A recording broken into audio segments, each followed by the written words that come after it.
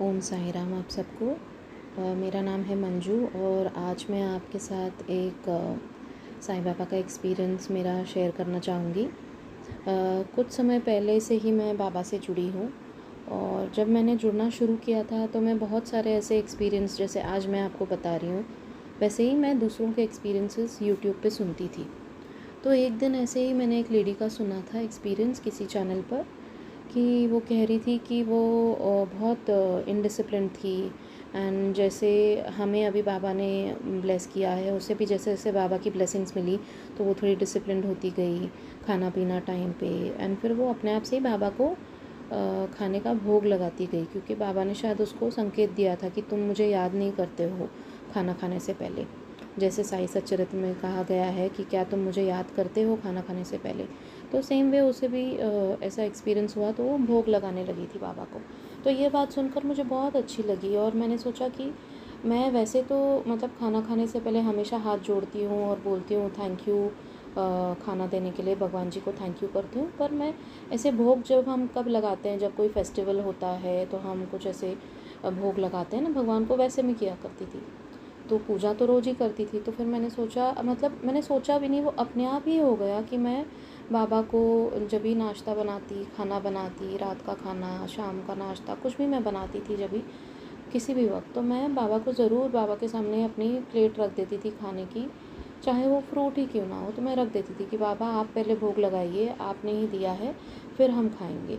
तो ऐसे 1 मिनट के लिए रख के आँख बंद करके बाबा को रोज़ बोलती थी और अभी करती हूँ और वैसा हम फिर खाना खाते हैं उसके बाद।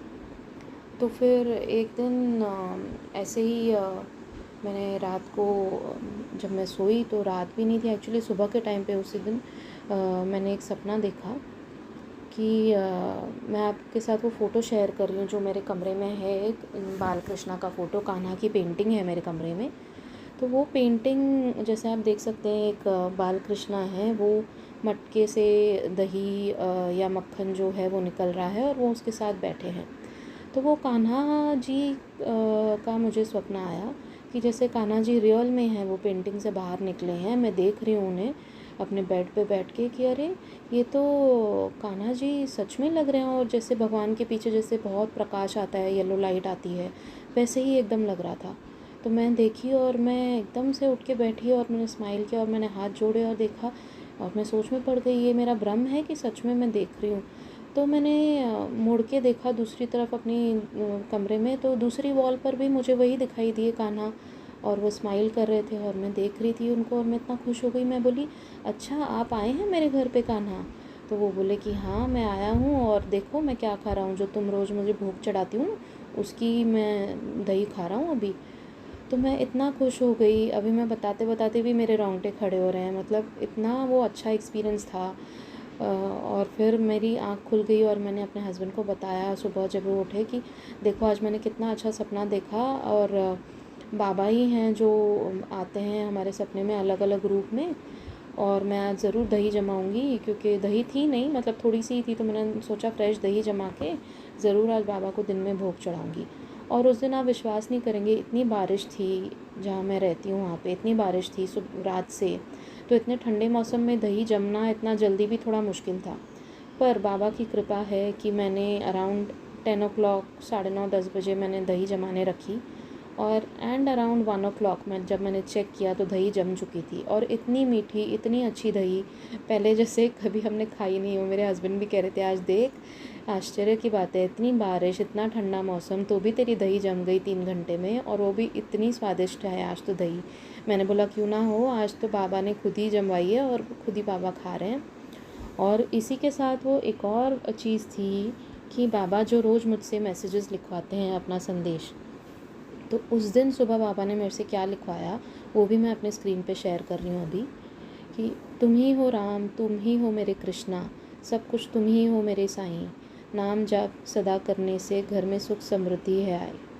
साईं साईं नाम जपो तुम दुख में भी और सुख में भी, शुक्राना रोज़ करो अपने साईं का, क्योंकि उन्होंने ही ये सुंदर दुनिया है बनाई।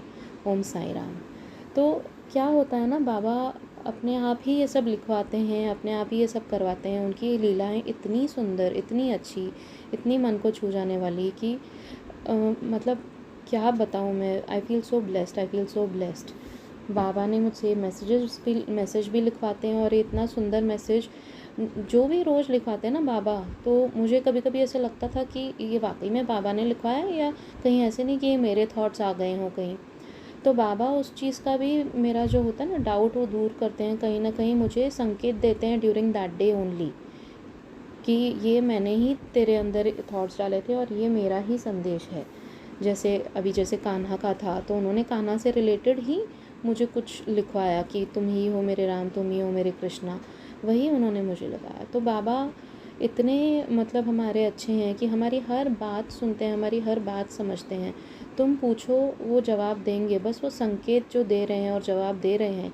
तो मैं इतना, हम सबको इतना अलर्ट रहना पड़ता है कि बाबा बता रहे हैं हमें, कहीं ना कहीं संकेत दे रहे हैं हमारे आसपास हुई घटनाओं में, हमारे आसपास जो कुछ भी है उसमें ही। तो बस हमें उसे समझने की देर है, वरना बाबा तो हैं ही हमारे साथ हमेशा हमेशा और हमेशा। बस बाबा यूं ही हम सब पर अपनी कृपा बनाए रखें। और मैं ये बाबा से प्रार्थना करती हूँ कि बस ये जल्द ही ये कोरोना का संकट दूर हो जाए इस दुनिया से, और हम मुक्त हो जाएं इससे, और सब पहले की तरह हो जाए नॉर्मल। सबके लिए प्रेयर करती हूँ। Thank you so much. और जी हाँ, अगर आप लोगों को किसी को भी अपना एक्सपीरियंस कुछ शेयर करना हो, तो मैंने अपना डिस्क्रिप्शन बॉक्स में अपना नंबर, ईमेल आईडी सब दिया हुआ है। आप ऐसे ही ऑडियो वीडियो या लिखित रूप में भी दे सकते हैं मुझे, मैं बता दिया करूँगी। ठीक है, thank you so much. Om Sai Ram.